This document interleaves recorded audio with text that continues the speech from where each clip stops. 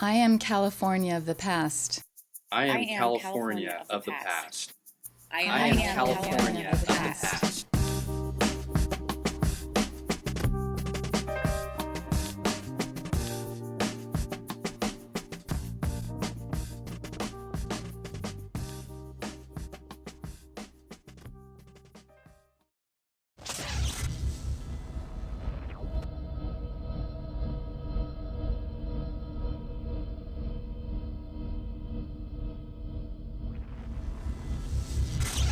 Hi, I'm Pablo Pereira. I've been a Calabasas resident for about a dozen years, and here's my story. I grew up on the west side of LA in the Brentwood area, and in a home my parents still live in to this day.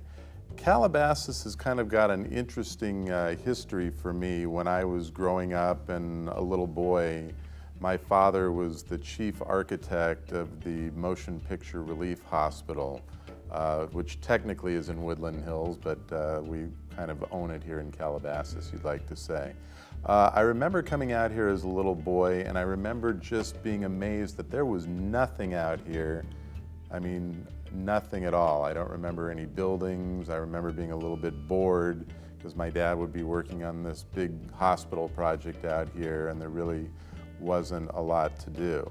I did a little research and found out that his uncle, William Pereira, who was also an architect, actually designed the very first motion picture fund home in this area back in the 1940s. So we had kind of a rich history out here, although I didn't travel much out to the valley, being a West Sider.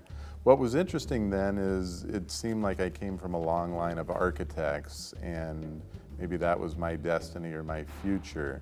But the only problem for me is I couldn't draw. My parents sent me to art classes and more art classes, and I just didn't have the knack for drawing. So I dreamed about what else it is I might do one day. And I always had this great fascination with space and the Apollo missions. So about the time I was coming out to Calabasas, which wasn't really Calabasas at the time, with my dad, I started thinking about becoming an astronaut. And I sat down and I actually wrote Neil Armstrong a letter back in July or June of 1969, I believe. That's when the Apollo 11 mission was. And I'd like to share this letter with you. It said, "Dear NASA, my name is Don Pablo Pereira. I'm 10 years old. I would like to ask you a question.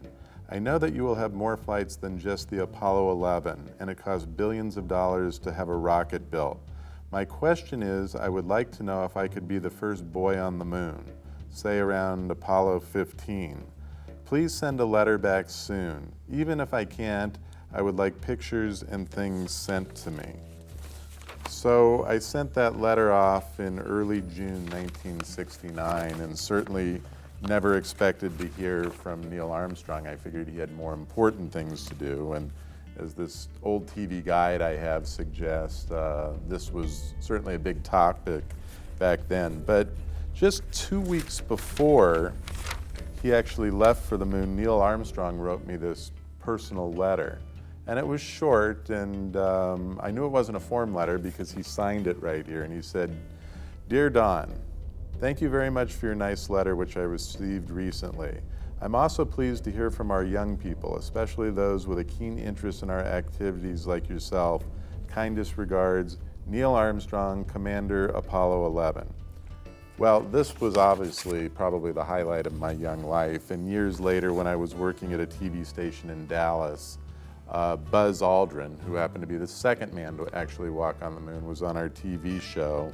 And I had this letter in my file at work, and I had the actual envelope I got, and I got Buzz Aldrin to sign that envelope for me. So now what I have is autographs of the first two people to ever walk on the moon, and these are probably my most prized possessions.